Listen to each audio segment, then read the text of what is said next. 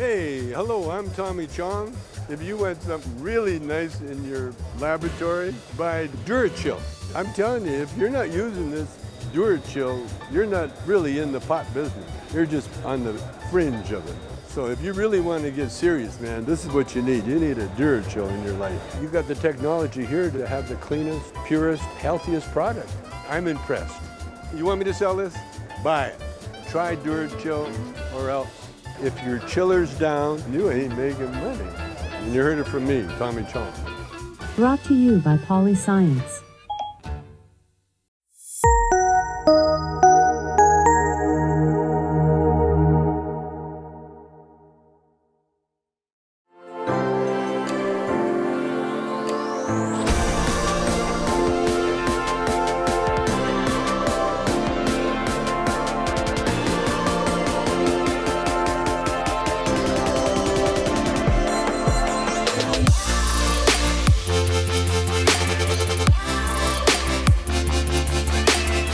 Welcome to another episode of Cannabis Tech Talks. I'm Patricia Miller, Executive Editor with Cannabis and Tech Today. We're on site at MJBizCon 2023 at the PolyScience booth. Special thanks to our title sponsor, PolyScience. So today we're sitting down with Chris O'Farrell, Senior Director of Cultivation at Deep Roots Harvest. Did I get all that right? You did, yes. Yes. All right, thanks for joining us, Chris. Yeah, happy to be here. Yeah, awesome.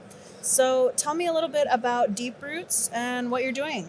Certainly, yeah. So I started with Deep Roots about 2 years and some change ago.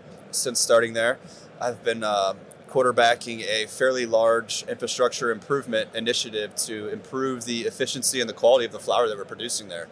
It's been a very demanding project, but it's been challenging, rewarding. Building the plane while you're flying it, still turning rooms over while also improving them and dealing with the project management side of all of the construction that's ongoing. Yeah, that sounds intense. Absolutely, it has been. Yeah. So this is Nevada-based Deep Roots, right? It is, yeah. We're about an hour north of Las Vegas, right on the what we call three corners of Arizona, Utah, and Nevada, and the northeastern side of the state. It's a good place to be. It absolutely is. So you've been working on a book recently, right? Can you tell us a bit about the process and sort of your focus? Of course, yeah. So it's the book is titled Greater Than or Equal to 100 Grams Per Square Foot. It is a book that really just brings all of the best practices that myself and my business partner have identified over the course of our careers, each of us with probably close to 20 plus years of cannabis cultivation experience in both the traditional and regulated cannabis markets. We talk about building automation systems, fertigation systems, controllable limiting growth factors to optimize plant health, yields, quality, etc. I feel as though it's the book that every grower needs that they just haven't got their hands on yet. I think it's a great time that you chose to start writing it while you're building out this new grow. I mean, what better way to kind of visualize, identify, write? It sounds like it probably all worked kind of synergistically together. Absolutely, yeah. Through every project that you get yourself into in cannabis, there's always a lot of learning that comes along with it, and it's definitely been helpful to be able to reflect upon what I've been able to learn throughout that process and then incorporate that into the writing. I love that. So what kind of technologies are you seeing coming into grows now?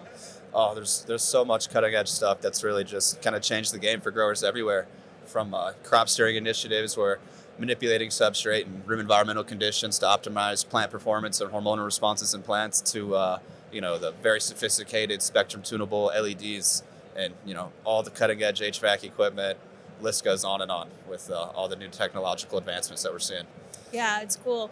When I think about cannabis and tech, people are like, okay, but when I try to explain it, there's so much technology that's involved really in every step of the industry now that I think it's easy to shift to, are you talking about manufacturing or extraction? But the cultivation space really is a new frontier for all of the possibilities there are. And you can bring over so much from the agricultural industry as well.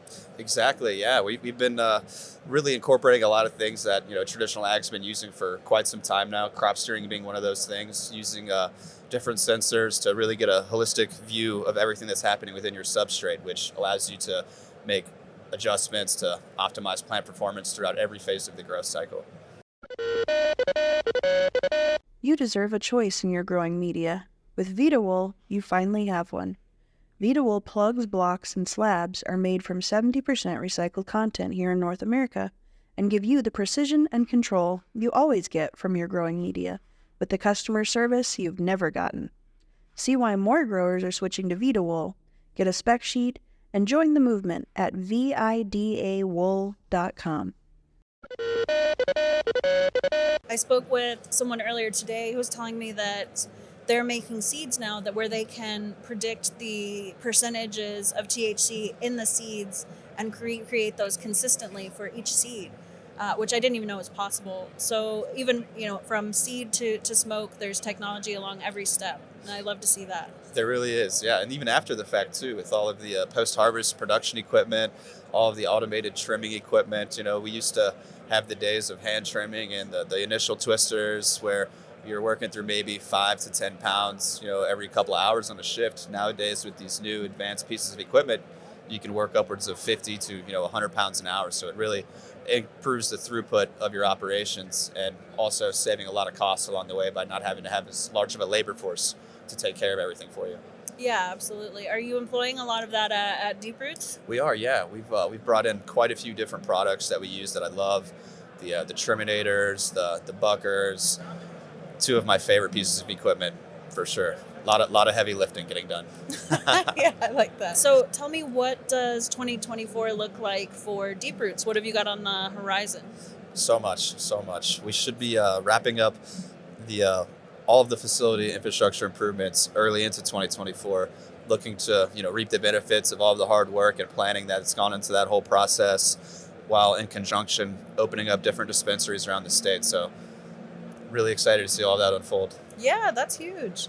And when are you expecting the book to become a reality?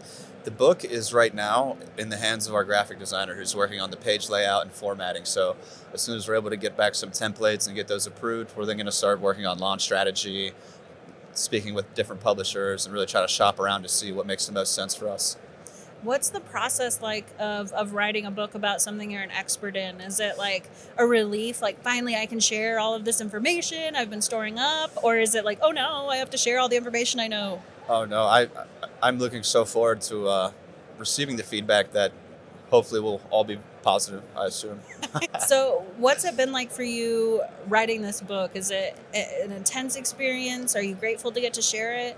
Oh yeah, I'm very grateful to get to share it. It really started out with just a really big brain dumping of me and a business partner of mine, which took probably 6 to 8 months, where we got on the Google Drive doc, met a few times weekly for a few hours each week, and ironed out, anything and everything cultivation related. We also were going to originally incorporate a facility design portion into it, but once we got above about 400 pages, we started having friends review it and give us feedback, and most of them, gave us pretty similar feedback about, really trying to target a specific audience and not try to check too many boxes. So Wise. Yeah, that's smart. I think we all run into that as writers. It's like your first draft is huge and you're like, wow, yeah, I know a lot about this. But I think to make it accessible and hit the target audience, it's all about the editing, cutting. What you don't include can be as important as what you do. Exactly. Yeah, we've started out, as I mentioned, around 400 pages. We condensed it at this point at least 7 or 8 times down to what I believe now we're sitting right around 220 pages, and that's before all of the high-res imagery that we're putting into it as well. Really trying to achieve that coffee table, very high-quality book in conjunction with just a great piece of cultivation literature that people can use as a resource in their operations. That's a good call. Nobody wants a giant tome sitting on their coffee table. I think keeping it accessible is a good idea. Exactly. So was the length of time you spent working on it what you anticipated, or? Oh, no. Me and my business partner had originally anticipated it being somewhere around a 6 to 8 month endeavor, spent some time on launch strategy, and then that slowly unfolded into a year and a half, and then now we're looking at about 2 years and a couple of months, but it's been a really, really good learning process along the way. That's exciting. So when you go to find a publisher, are there niche publishers who are specializing in this kind of information? There is, yeah. So we've been doing a lot of research on that, and there are quite a few publishers that specifically deal in cannabis cultivation, mindfulness, wellness, psychedelics, and things of that nature. So we're hoping to establish some good relationships with them. Okay, I might get that information from you later. That's exciting.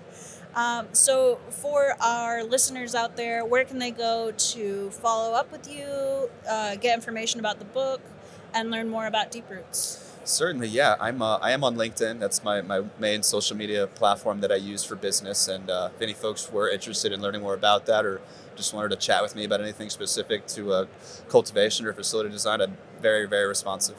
Excellent. I appreciate it. Well, I know I learned a lot. Are there any takeaway thoughts, any last minute things you'd like to share before we wrap it up?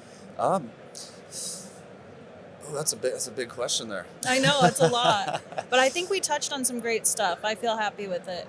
I feel pretty good about it as well. Yeah, just very stoked for 2024. Happy to continue to be a member of the cannabis industry and excited for what the future holds. I love it. Well, thanks so much for chatting with us. I appreciate it. Yeah, it was so good to speak with you. This is Patricia Miller signing off, and until next time, stay elevated.